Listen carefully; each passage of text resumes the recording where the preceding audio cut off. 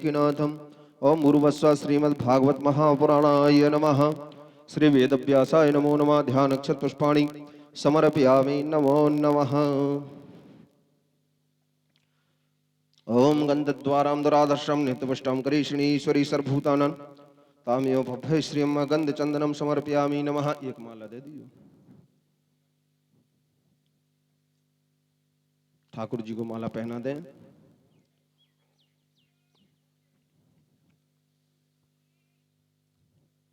बोले वृंदावन बिहारी लाल की जय।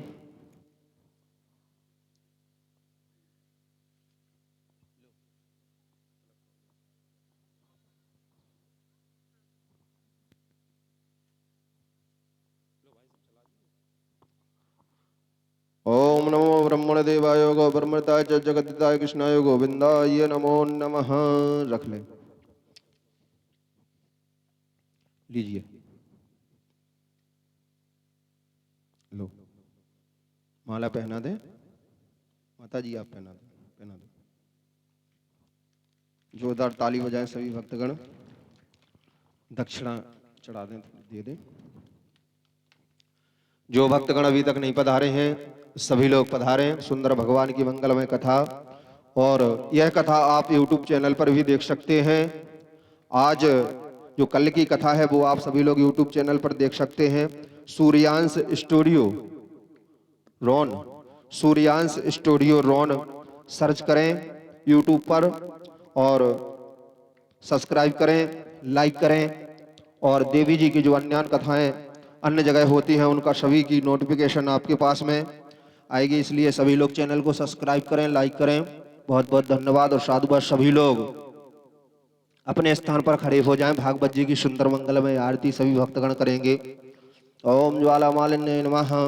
रत्नेश्वराय नमो नमः। हिरण्यगर्भाय नमः।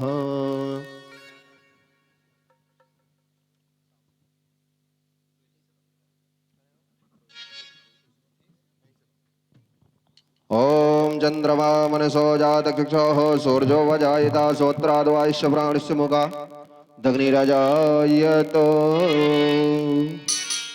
श्री भागवत भगवान की है आरती, पापियों को पाप से है तर। भगवान की है आरती, पापियों को पाप से है तर। श्री भागवत भगवान की है आरती, पापियों को पाप। श्री भागवत भगवान की है आरती, आरती पापियों को पाप से है तारती। ये अमर ग्रंथ, ये मुक्ति पंथ, ये पंचम वेद निराला, तभी ज्योति जगाने वाला।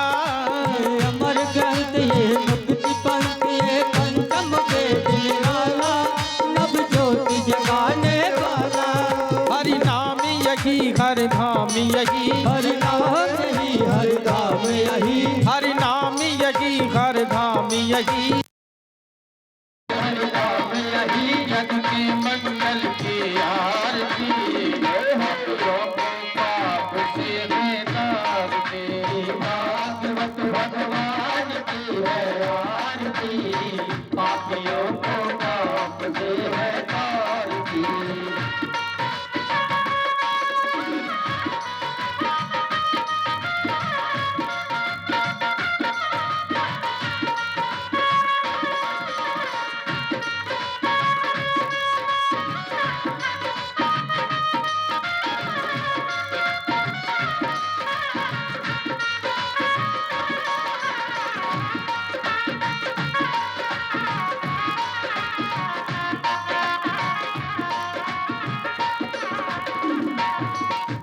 शांति गीत पावन पुनीत, पापों को मिटाने वाला, हरिदर सिताराने वाला। ये शांति गीत पावन पुनीत, पापों को मिटाने वाला, हरिदर सिताराने वाला। हरि नाम यही हर धाम यही, हरि नाम यही हर धाम यही, हरि नाम यही हर धाम यही, हरि नाम यही हर धाम यही। जग के मंगल की आरती, पापियों को पाप से है तारती। आरती है आरती, पापियों को पाप से है तारती।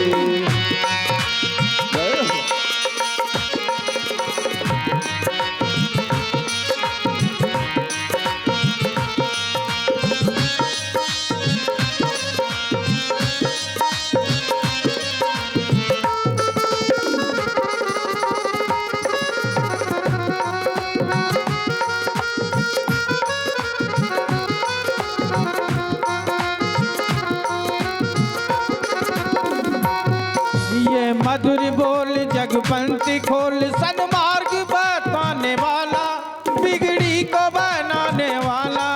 ये मधुर बोल जगपंथ खोल, सन्मार्ग दिखाने वाला, बिगड़ी को बनाने वाला।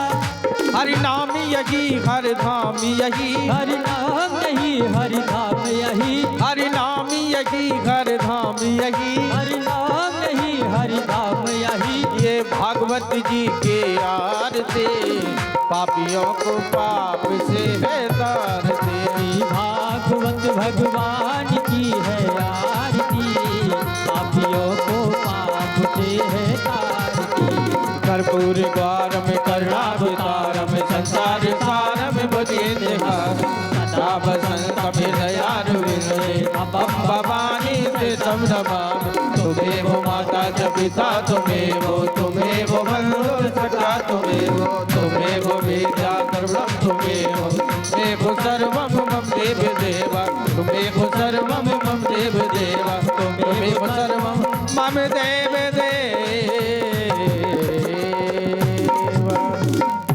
बोले वृंदावन बिहारी लाल की जय हो। ओम जले शेते कड़म पुष्पे देवादिमंत्रम मंत्र पुष्पांजलि। ओम जन्मय जंत्र देवास्थाने धर्माणि प्रथमान्यासन्ना देहनाकं महिमानः सचंद्रपूर्वे सात्याः शान्ति देवाः। हरिः ओम एकदन्ताय विद्महे वक्रतुण्डाय धीमहि तन्नो दन्ते प्रचोदयात्। हरिः ओम नन्दनन्दनाय च विद्महे वासुदेवाय च धीमहि तन्नो श्रीकृष्ण प्रचोदयात्। नाना सुगन्धपुष्पाणि यथा कालोद्भवानि च पुष्पाञ्जलिर्मया दत्ता गृह्णात् परमेश्वरः। ओम भूर्वस्व श्रीमद्भागवत महापुराणाय नमः। श्री राधाकृष्णाभ्यां नमो नमः। मंत्र पुष्पांजलि समर्पयामि। बोले वृंदावन बिहारी लाल की जय हो। बोले श्रीमद्भागवत महापुराण की जय हो। बोले वाके बिहारी लाल की जय हो। बोले माँ छिंदमस्तका माई की जय हो। सभी लोग अपने स्थान पर विराजमान हो जाएं और हमारे जो पारिषद जी हैं वो सभी वर्णों का तिलक बंधन कर दें और जो हमारे संगीत भाई लोग हैं उनका तिलक बंधन कर दें, दक्षिणा दे दें।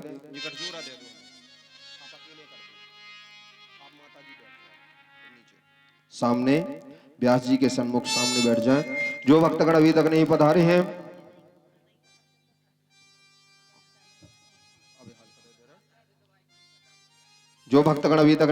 हैं उन सभी भक्तों से निवेदन है कि सभी लोग आएं और सुंदर भागवत कथा श्रवण करें, अपने जीवन को कृतार्थ आनंदमय भक्तिमय बनाएं।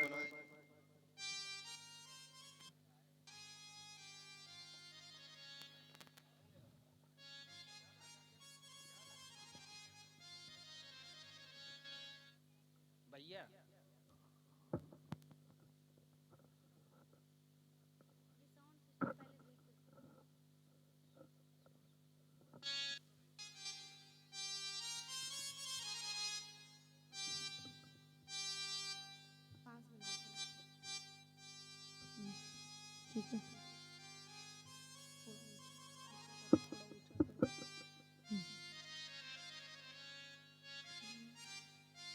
जय श्री राधे, जय श्री राधे, जय श्री राधे, जय श्री राधे,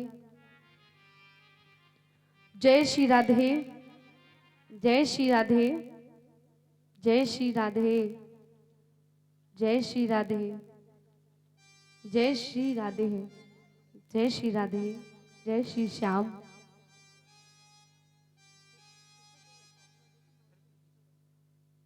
जय श्री राधे, जय श्री राधे, जय श्री राधे,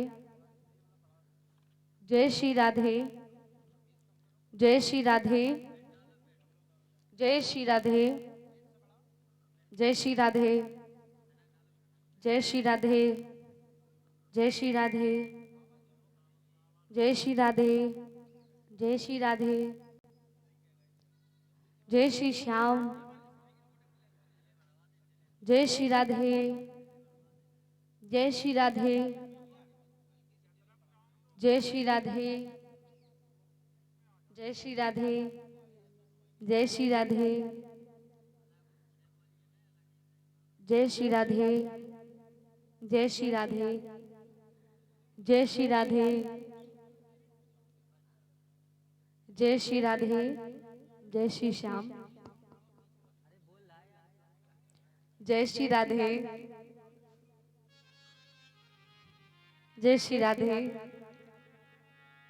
जय श्री राधे,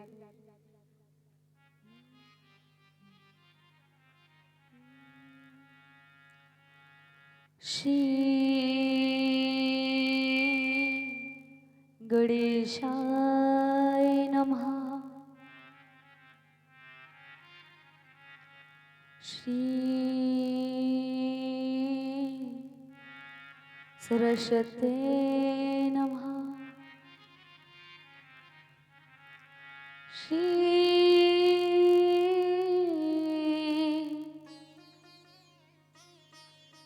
राधा कृष्णाभ्यां नमः।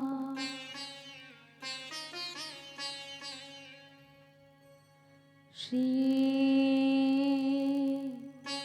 सीतारामाभ्यां नमः। श्री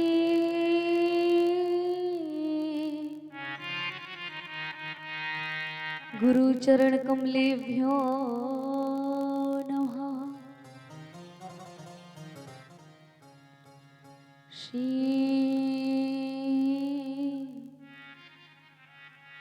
मातु पितृ चरण कमलेभ्यो नमः।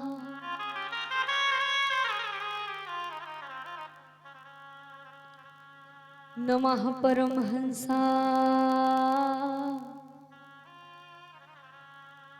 स्वादित चरण कमल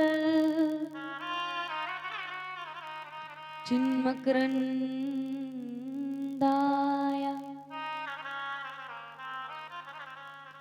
भक्त जनमानस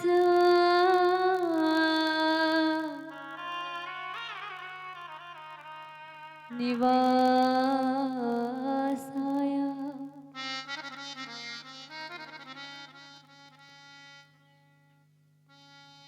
श्री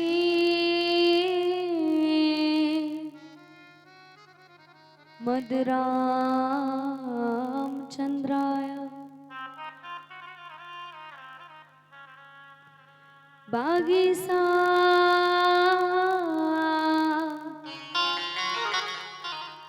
यस्य वदने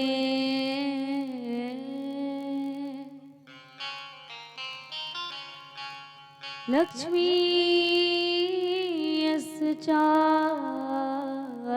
वक्षसि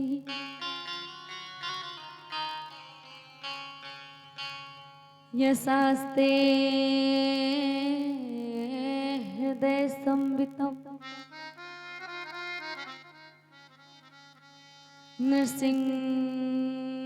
नृसिंहमहं भजे। श्री सीतानाथ समारंभा श्री रामानंदार्य मध्यमा अस्मदाचार्य पर्यन्तां वंदे श्री गुरु परंपरा।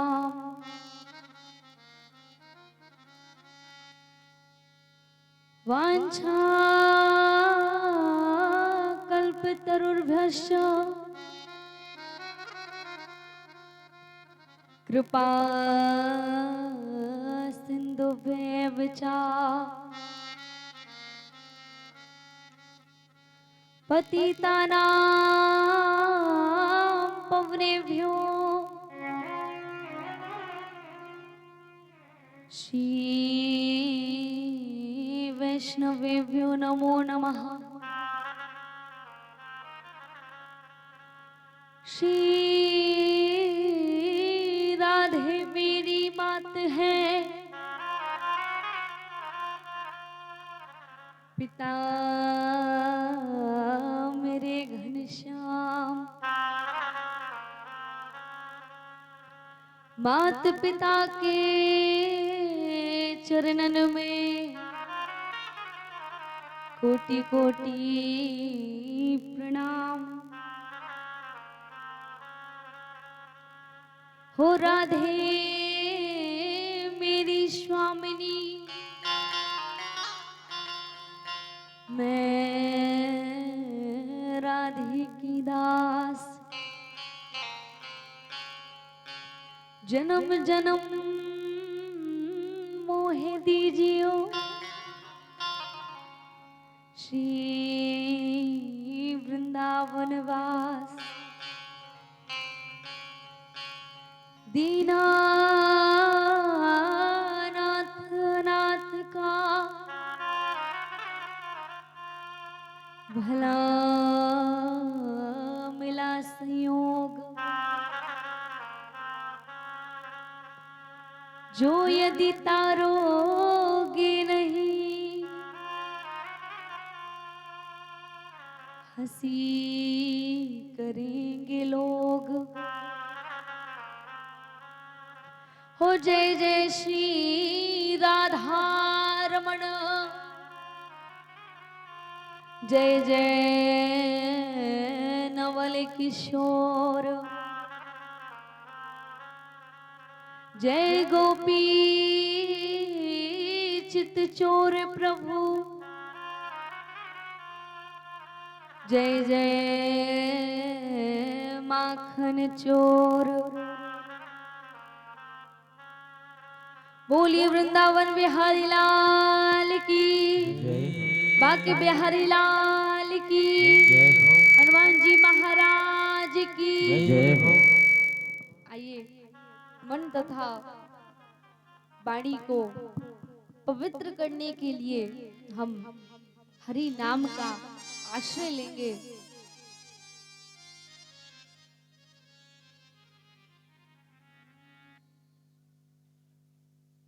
तेरे पूजन को भगवान बना मन मंदिर आलीशान। तेरे पूजन को भगवान बना मन मंदिर आलीशान। तेरे पूजन को भगवान बना मन मंदिर आलीशान।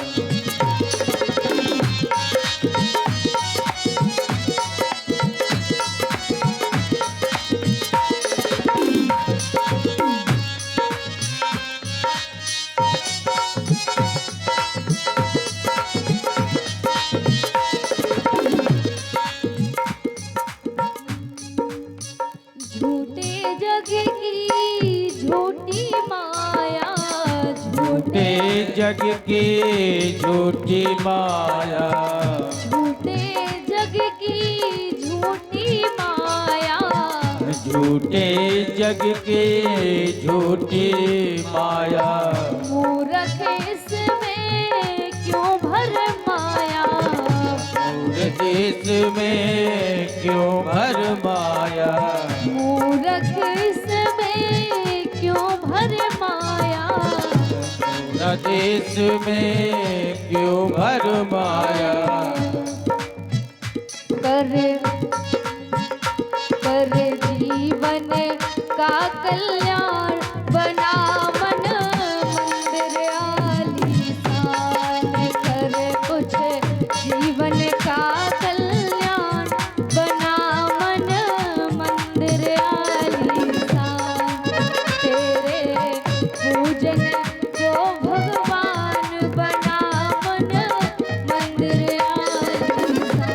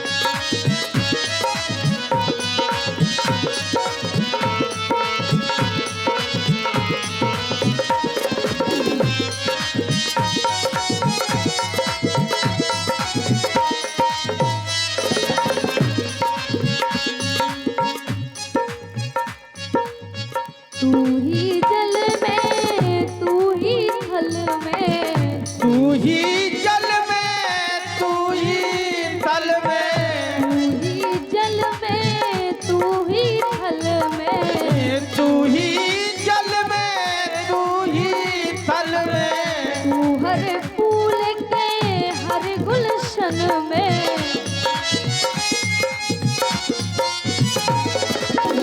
तू हर फूल के हर गुलशन में, तू हर फूल के हर गुलशन में तेरा रूप भयो रे अनूप, बना मन मंदिर आलीशान, तेरे पूजन को भगवान, बना मन मंदिर आलीशान।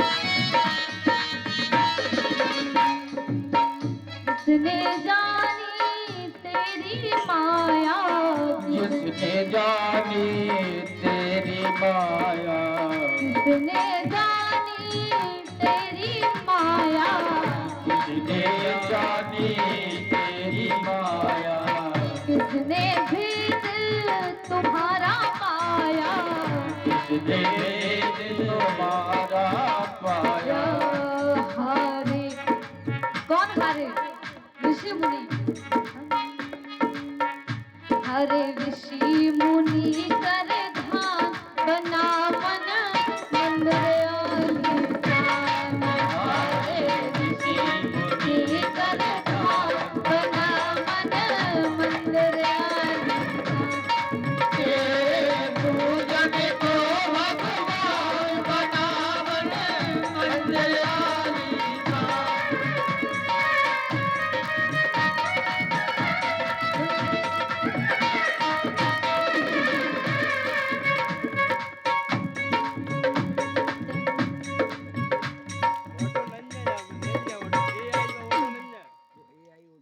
बोले बाके बिहारी लाल की।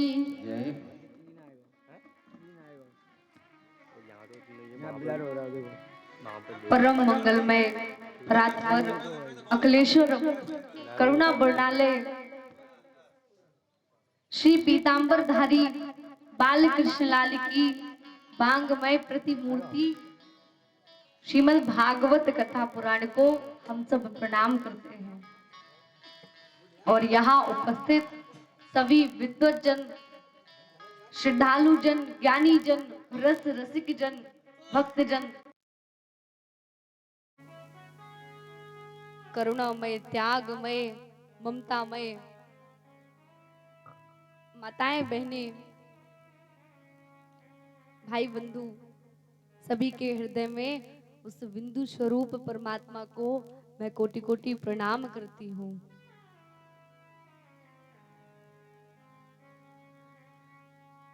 तो अब सर्वप्रथम कक्षा में आने के बाद कौन सा कार्य होता है? क्या आप लोग बताएंगे कल कथा कहाँ समाप्त हुई थी?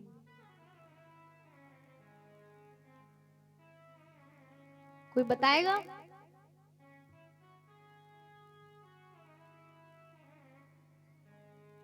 याद ही नहीं किसी को, सही बात है।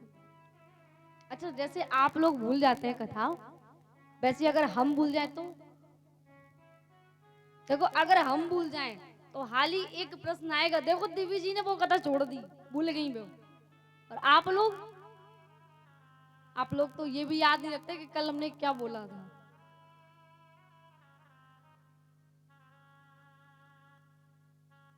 देखो देवी जी की भी उम्र कोई 50 वर्ष की नहीं हो गए, हम अब हो जाएंगे 10 तारीख को 20 साल के। तो हमें सब याद रहता है, आपको तनिक भी याद नहीं रहता। आप लोग तो हमसे बड़े हैं।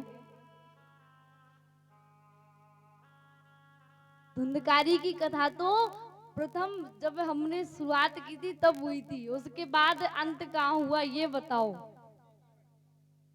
विदुर जी की हुई थी। देखो यहाँ 12 भगवान का प्राकट्य हुआ था और यही कथा समाप्त हुई थी। देखो एक बात तो है, हमने देखी है, अगर देवी जी एक भी कथा सूक्ष्म में कह दें, देवी जी आपने वो कथा छोड़ दी, आपने ऐसा क्यों किया? मतलब ऐसा लगता है कि अब तो डंडे ही पड़ने वाले देवी जी के। अच्छा काहे किया? इधर आओ, जरा बताओ आके हमें। देखो जबकि ऐसा है कि कथा अगर आप कहें तो अगर यहाँ आप दिन रात 1 साल तक बैठ रहे तब भी कथा समाप्त नहीं होगी। प्रथम श्लोक सच्चिदानंद रूपाय विश्वोत्पत्त्यादि हेतवे तापत्र विनाशाय श्री कृष्णाय वयं नमः। इसका अर्थ ही अगर हम आपको बताएं और यहाँ व्याख्यान करें उसका, तो आपको 1 साल हो जाएगी, इसकी व्याख्या कम नहीं होगी। यहाँ बैठे बैठे आप थक जाएंगे, परंतु हमारा बोलना कम नहीं होगा। तो भागवत क्या है कि भागवत को सूक्ष्म रूप में क्यों कहा गया, 7 दिन में क्यों कहा गया? क्योंकि ऐसा नहीं सुखदेव जी ने पूरी कथा कह दी हो राजा परीक्षित को, नहीं, कुछ सूक्ष्म रूप में कथा सुनाई। बड़े प्रश्न आते हैं, बड़े बड़े अच्छे ज्ञानी जन जो हैं यहाँ उपस्थित होते हैं, तो अच्छे अच्छे प्रश्न करते हैं, अच्छे अच्छे तर्क वितर्क करते हैं। मेरे कान में एक बात पहुंची कि देवी जी आप सूक्ष्म रूप में कथा कहती हैं।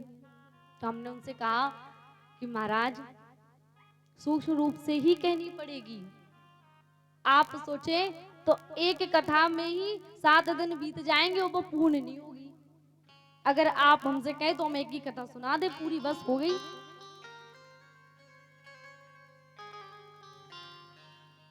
तो सब कथाएं सुनाई जाएंगी और सूक्ष्म रूप में ही सुनाई जाएंगी, क्योंकि कथा हम कह रहे तो हमें पता है कि कैसे सुनानी है।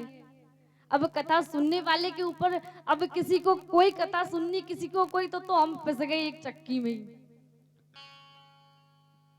सब खींचातानी करेंगे, देवी जी ये सुनाओ, देवी जी वो। ऐसा नहीं होता है।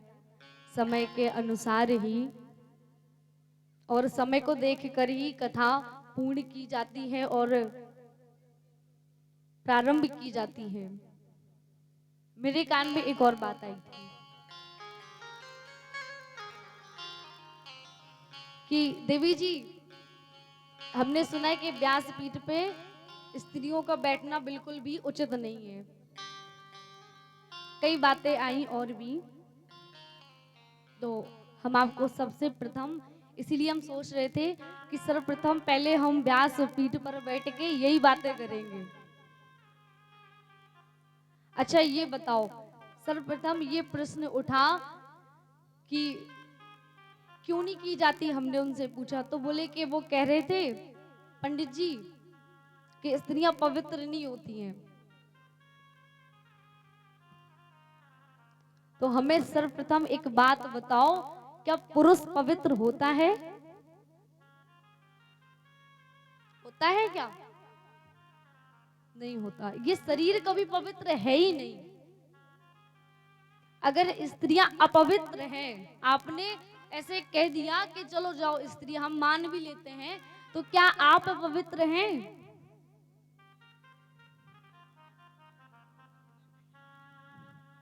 जिस फिर भी इस बात को हम पूरे शास्त्र के अनुसार ही बताएंगे, क्योंकि हम नहीं चाहते किसी के मन में कोई शंका बनी रहे।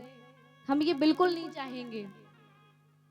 और हम तो इस ग्राम में पहली बार आए हैं, प्रथम बार है हमारा तो, और बड़ा सुंदर भाव सबका है। लेकिन फिर भी जो कथाकथित लोग हैं और जो अंत ग्राम के लोग हैं, जो बड़े ज्ञानी हैं, सज्जन हैं, तो हम उनकी बुराई नहीं कर रहे। हम तो बस अपने जो बात कही है उसका उत्तर दे रहे हैं कि देखो ये शरीर जो है ना वो कभी पवित्र नहीं है। और आप जिसकी बुराई कर रहे हैं ना कि स्त्रियां क्यों नहीं बैठती, क्योंकि वो किससे,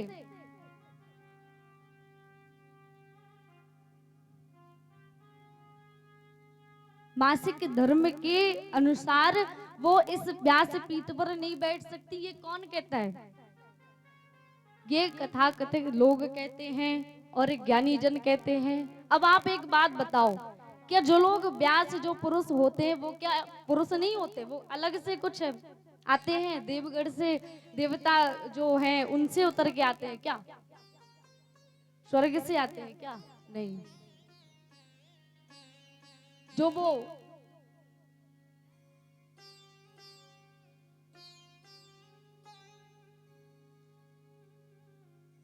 जिस रक्त को आप गंगा कहते हैं, उसी रक्त की एक एक बूंद से आपका शरीर बनता है।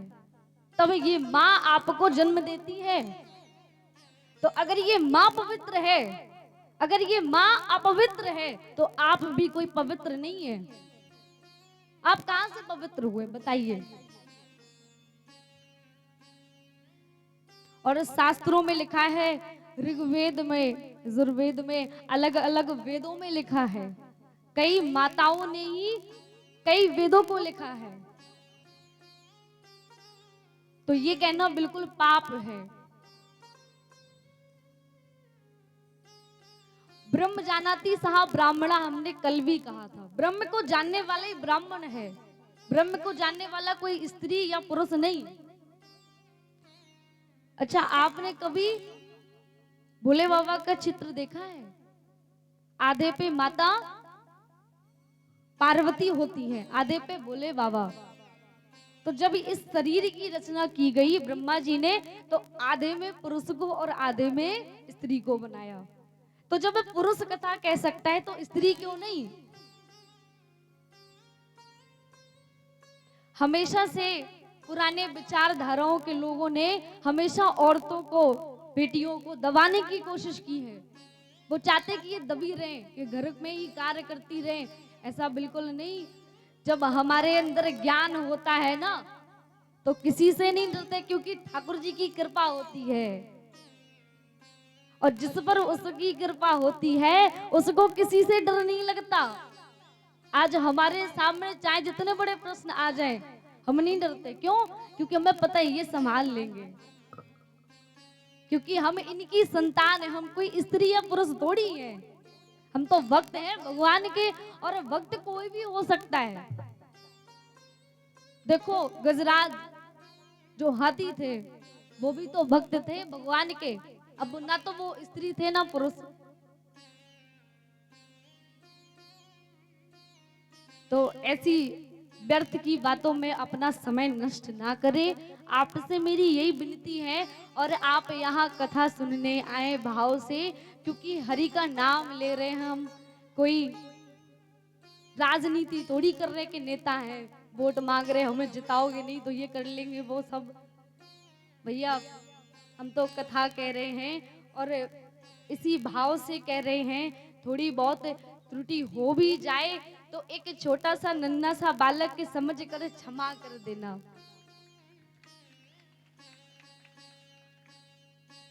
क्योंकि हमारा यही दायित्व है। माता पिता क्या सोचते हैं, हमारे बच्चे से कोई गलती हो जाती है तो चलो ठीक है, बच्ची तो है, थोड़ा बहुत हो गया तो क्या हुआ। 100 अगर 99 अच्छाइयां होती हैं तो एक झूठ को, अगर एक गलती को क्षमा भी कर देते हैं लोग। लोग तो इतने बड़े बड़े पाप करते तब तो कोई नहीं कहता किसी से, और हम तो पुण्य करते हैं तब भी लोग 10 बातें कह लेते हैं। तो कभी कभी मन में बड़ा कष्ट होता है। लगता है कि जब लोग गलत कार्य करते हैं तब कोई नहीं कहता। फिर भी कोई बात नहीं, आप लोग कथा सुने, हमें तो बड़ा अच्छा लग रहा है। क्योंकि हमारे जो परिवार के लोग हैं ना, बड़ा अच्छे बड़े भाव से रहते हैं। और गांव में भी सब लोग बहुत अच्छे हैं। बहुत अच्छा भाव है सबका, बहुत अच्छा प्रेम है। आइए कथा की ओर अग्रसर होते हैं। यहाँ ब्रह्मा जी के एक पुत्र हुए, कर्दम ऋषि। इन्होंने तप किया, ध्यान किया। बाद में तप और ध्यान के बाद में जब एक दिन बैठे विचार करने लगे। क्या विचार करने लगे? कि देखो अब तो विवाह करना चाहिए।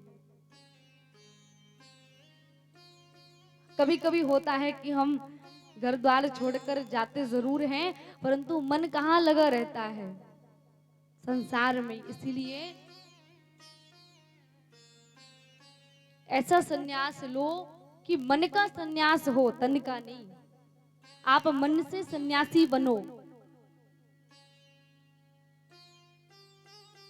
तो यहाँ पे कर्दम ऋषि जी ने क्या किया, मन में विचार करने लगे कि विवाह करना चाहिए। अब इसी विचारधारा से तप और ध्यान करने लगे। जब ध्यान किया, तप किया, तो भगवान नारायण प्रकट हो गए। बोलो विष्णु भगवान की जय हो। जब वो प्रकट हो गए तो अब देखो बाबा से बोले अच्छा ब्याह करने हैं का। अब तो मुस्कुरा रहे, क्योंकि हमने देखा है जब गांव में किसी लड़की की, किसी बेटी की या किसी लड़के की विवाह की बात चलती तो शर्माते जरूर है। आहा हा ब्याह हो जाए है और सुंदर सुंदर भाव आते हैं मन में। अब यहाँ कर्दम ऋषि जी मुस्कुरा रहे हैं। ठाकुर जी ने पूछ दिया अच्छा विवाह करना है आपको, तो मुस्कुरा रहे। और यहाँ ठाकुर जी सोच रहे अच्छा मन मन भावे मुड़ी हिलावे, वही काम है निका। कह रहे नहीं नहीं बस मन में विचार ही आया था, करना ना नहीं है। तो ठाकुर जी ने कहा कि देखो बाबा हम तो आपका विवाह पहले से ही पूर्ण कर कर आए हैं। बोले किसके साथ? बोले स्वयंभू मनु की 3 बेटियां हैं। कौन सी? आकृति और देवहूति और प्रसूति। और 2 पुत्र हैं, उत्तानपाद और प्रियव्रत। माता देवहूति के साथ आपका विवाह होगा। अब तो बाबा बड़े मुस्कुराए, मनी मन में लड्डू फूट रहे। अब तो कहीं नहीं जाती, खुशी के मारे पागल ही हो गए, बाबरे हो गए। तो लेकिन बहुत अच्छे ज्ञानी और बहुत अच्छे ध्यानी थे। इसीलिए जैसे ही विवाह हुआ अपनी कुटिया में गए और 40 वर्ष के लिए समाधि लगा ली। 40 वर्ष हो गए, माता देवहूति उनकी सेवा करती हैं।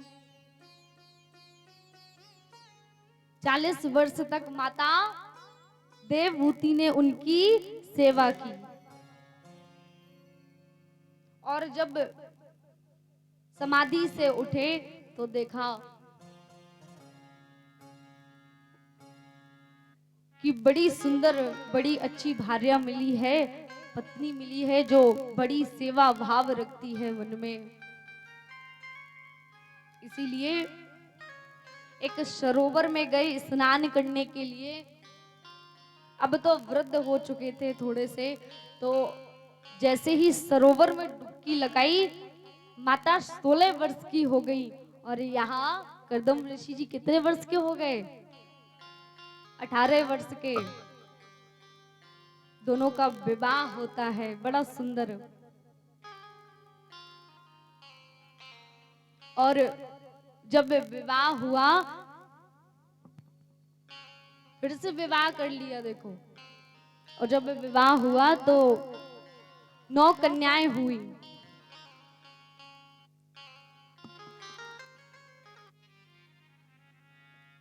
कितनी कन्याएं हुई? 9 कन्याएं हुई।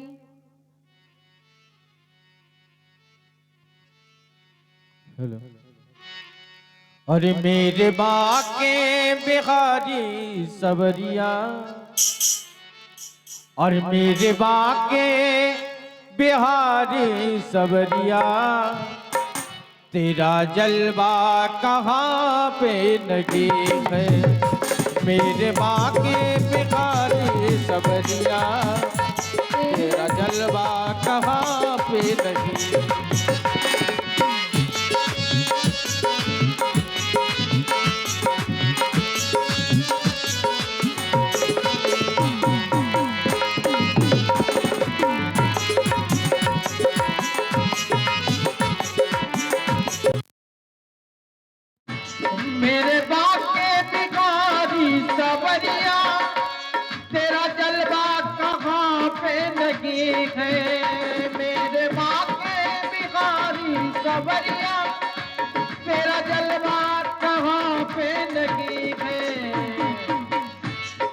मेरे बाके मेरे बाके मेरे बाके भिखारी सवरिया तेरा जलवा कहाँ पे नहीं। मेरे बाके बिहारी सवरिया तेरा जलवा कहाँ पे नहीं है।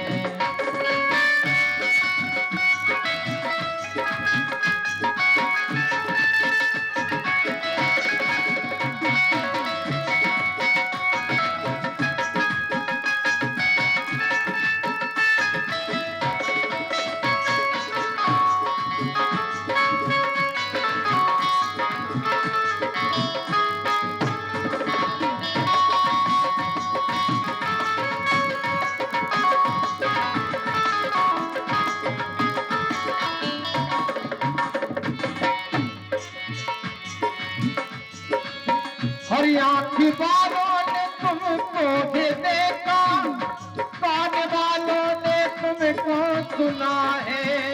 आँखी वालों ने तुमको देखा, कान वालों ने तुमको सुना है। तेरा दर्शन तेरा दर्शन तेरा दर्शन उसी को हुआ है।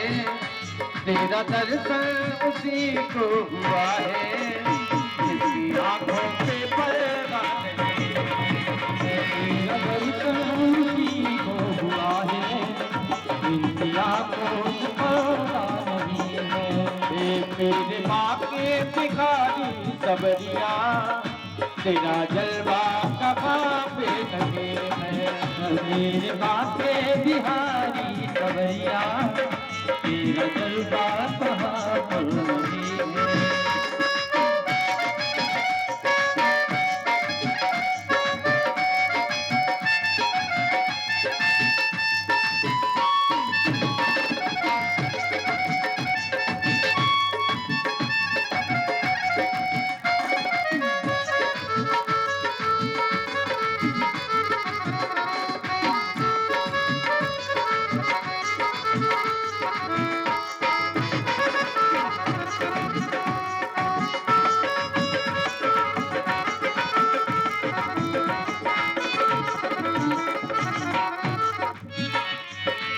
हर लोग पी पी के देखो के गिरते, हम तो पी कर भी गिरते नहीं है।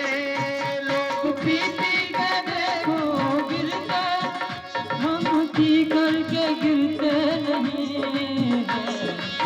हर लोग पी पी के देखो के गिरते, हम तो पी कर भी गिरते नहीं है। हम तो पीते हैं भक्ति का प्याला। हम तो पीते हैं भक्ति का प्याला तो पीकर उतरते नहीं है। हम तो पीते हैं भक्ति का प्याला तो पीकर उतरते नहीं है।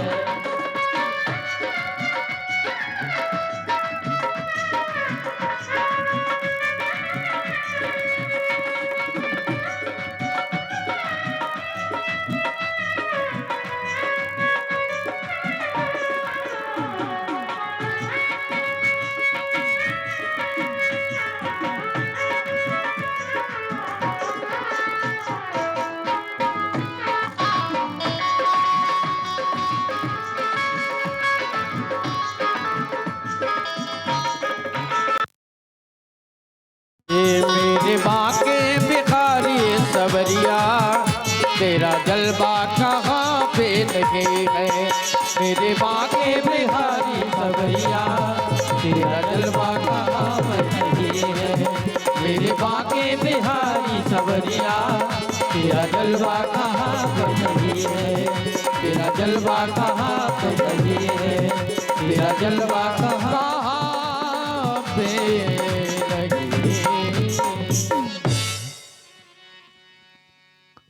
बोलिए वृंदावन बिहारी लाल की जय हो। इस प्रकार से करदम ऋषि जी के यहाँ पे 9 कन्याएं हुई। सबसे बड़ी कन्या का नाम कला, इसके बाद में वो मारीच, ऋषि जी के साथ ब्याही गई और उन्हीं में एक कन्या का नाम माता अनसुईया, जिनका चरित्र बड़ा ही महान, बड़ा ही सुंदर, जिन्होंने अपने पति के प्रति बड़ा ही सुंदर भाव, सेवा का भाव रखा।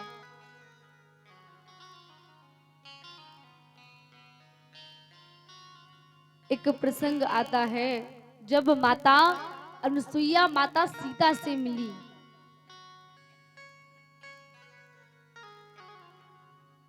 तो क्या हुआ?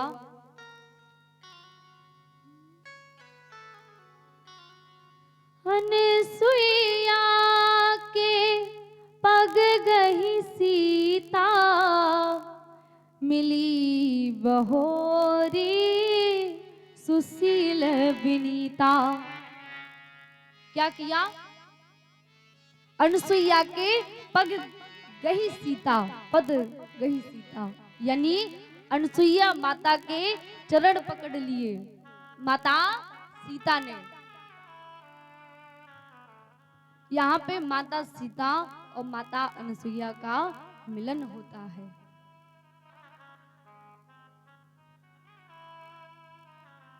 फिर क्या हुआ?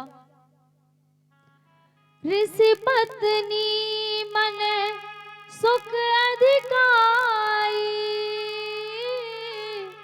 आशीष देह निकट बैठाई। क्या किया? आशीष देकर निकट पास में बैठा लिया। किसे? माता सीता को। फिर क्या किया? दिव्य वसन भूषण पहनाए, जे नित नूतन अमल सुहाए।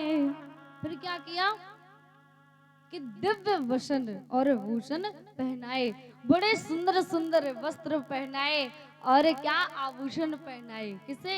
माता सीता को, जो रोज नए होते हैं, वो कभी गंदे नहीं होते, चमकते हैं। फिर क्या किया? कहे ऋषि वधू सरस मृदुवानी, नारी धर्म कछु ब्याज बखानी। फिर क्या किया? बड़ी सुंदर बाड़ी में उन्हें उपदेश दिया। क्या? कि नारी का धर्म ही सबसे बड़ा धर्म है, उसे एक सेवा से जुड़ा रहना चाहिए।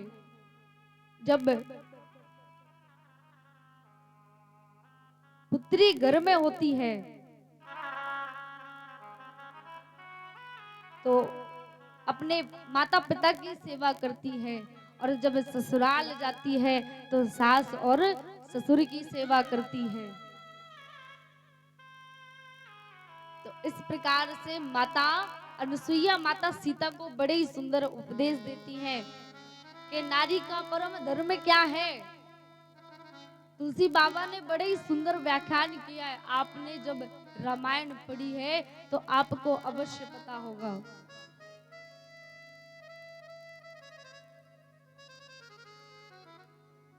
माता ने कहा, अमृत दानी भरता वै देही, अधम सुनारी जो सेवन तेही।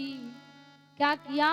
माता ने कहा कि देखो, सबसे बड़ा धर्म और सबसे बड़ा कार्य क्या है नारी के लिए? अपने पति की सेवा करना। पति चाहे जैसा भी हो, पति चाहे वृद्ध हो, चाहे मंद बुद्धि का हो, चाहे जैसा हो, चाहे धन से थोड़ा बहुत कम हो, कम संपत्ति हो, क्रोधी हो, चाहे जैसा भी हो, पति तो पति होता है। और नारी का एक ही धर्म है और एक ही व्रत। क्या है? कि अपने पति की सेवा करते रहो। माता बड़ी सुंदर सुंदर उपदेश देती हैं और बाद में क्या कहती माता सीता से कि देखो बेटा, हम तुम्हारे लिए नहीं कह रही है, हम इस भारत देश की नारियों के लिए कह रहे हैं, क्योंकि हमें पता है तुम्हारे लिए सबसे बड़ा धर्म रघुपति के चरणों की सेवा है। ये तो हम अच्छे से जानते हैं। तो माता अनसुईया ने हमें शिक्षा दी है, हम सबको सिखाया है कि पति की सेवा, उसकी बात मानो। यहाँ एक बार क्या हुआ कि नारद जी देव लोक में गए और माता, 3 माताएं हैं। कौन कौन सी बताओ? अब प्रश्न आप से होगा, क्योंकि हमसे तो बड़े प्रश्न उठते हैं, ये बताओ वो बताओ। अब आप बताएंगे कि 3 देवियां कौन होती हैं? बताओ, थोड़ा तेज बोला करो। क्या हुआ, नरोल में क्या घी नहीं मिलता क्या? हमारी यूपी की भाषा देखो, जोर से बोलते दहाड़ के।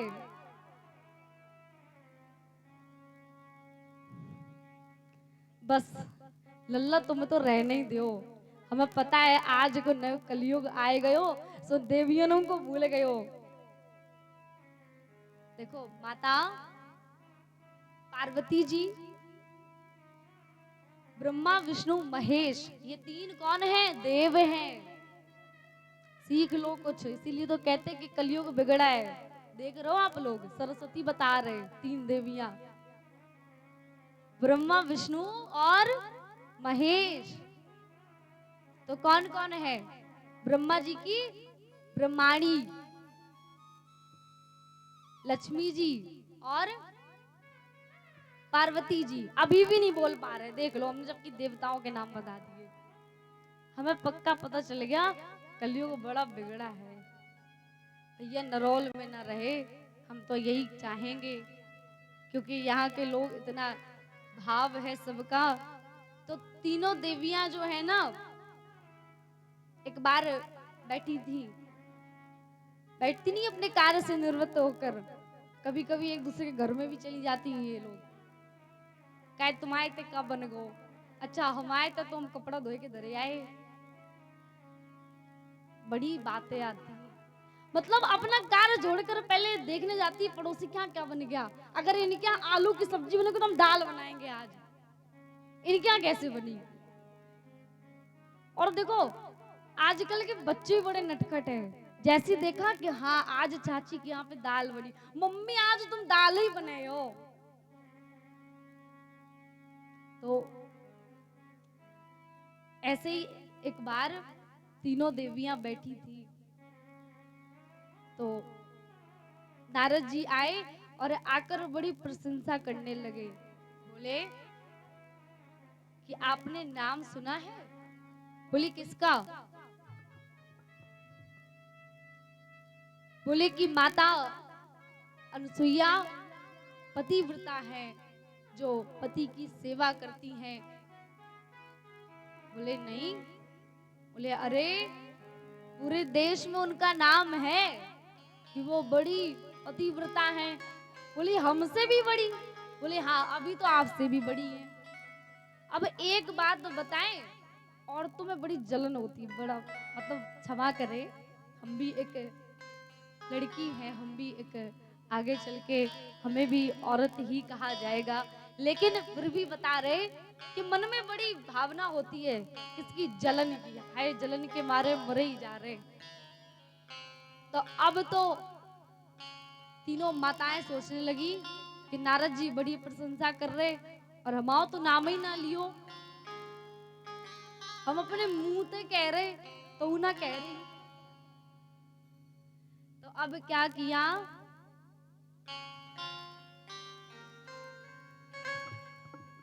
कि नारद जी की बात सुनकर दोनों तीनों देवियां क्रोधित तो हो गई, एक कच्छ में जाकर बैठ गई। कहा? एक कच्छ में जाकर बैठ गई। जब तीनों देव आए तो आकर कहा कि क्या हुआ देवी? तो बोली कि जाओ और जाकर माता अनुसुईया की परीक्षा लो।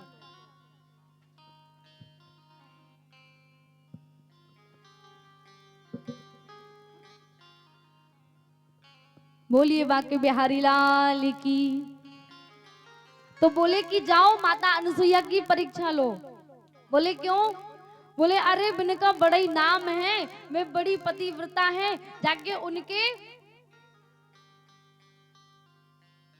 घर में जाकर परीक्षा लो। बोले अच्छा ठीक है। देखो कुछ कार्य ऐसे होते जो लोग मानते नहीं है, परंतु हाँ उन्हें करके दिखा दो तब मानते हैं।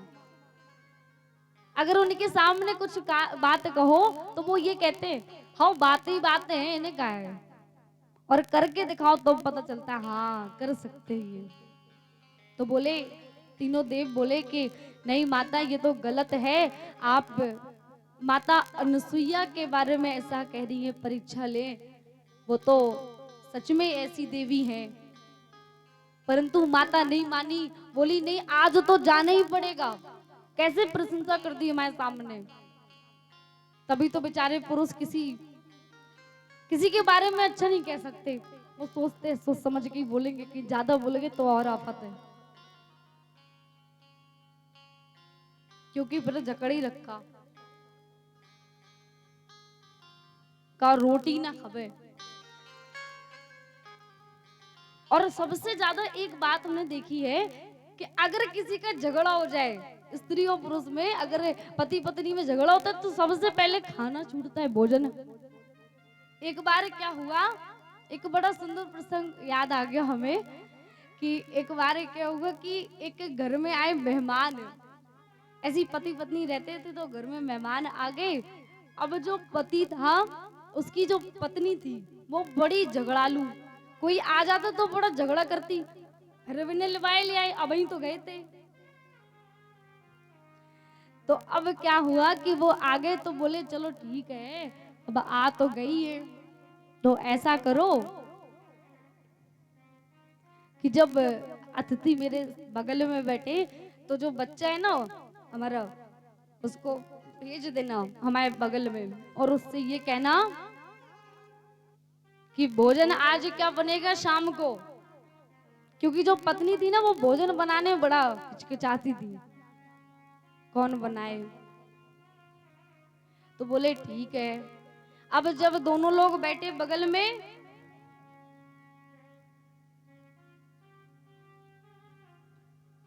दोनों लोग जब बगल में बैठे तो बच्चे को बुलाया और बच्चा आया तो बोले पापा आज क्या बनेगा। तो बोले अब ही तो भोजन करो। तो अब बगल में अतिथि बैठा, वो भी सोचे हाँ सोई भोजन किया था। बोले क्या दोबारा करने लगेगा, राक्षस है काम।